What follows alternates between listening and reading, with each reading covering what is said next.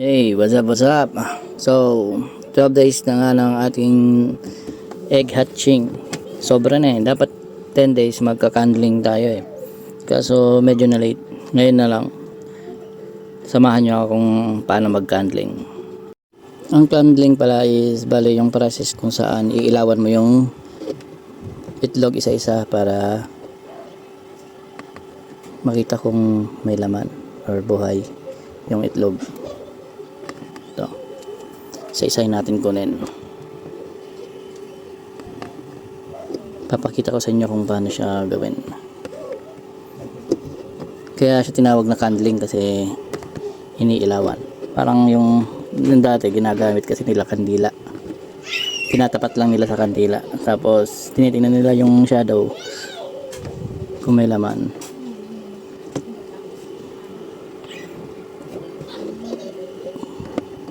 Titingnan natin kung ilan naman ang mabubuhay, ang posibleng mabuhay.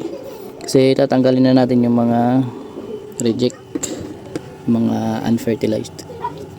Yan. Tapat natin dito. Patayin natin yung ilaw para mas kita.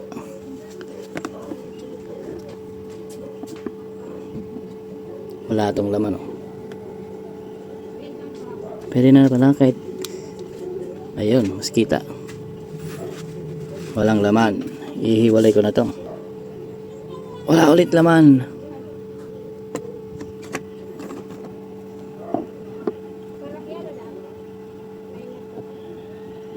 Ayun, ito may laman to.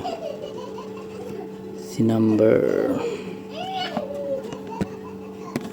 bale ganito yung may laman.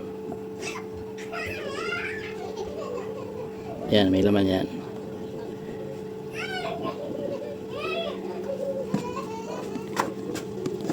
Tapos yung walang laman, ganito.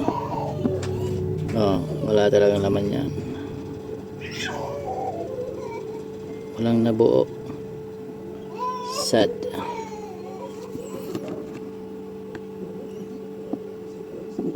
Ito meron. Walang laman.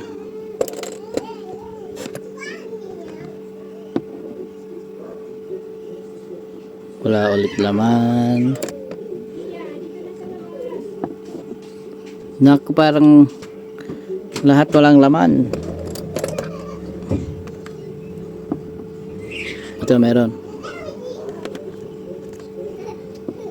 Walang laman. Nakakainis. Very sad.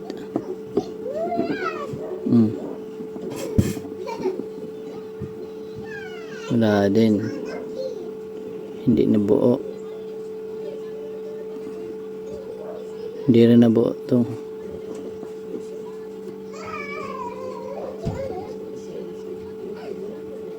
May dugo lang. Ayun, melon. Ayan. Bali, 4 na lang tira. Number 8,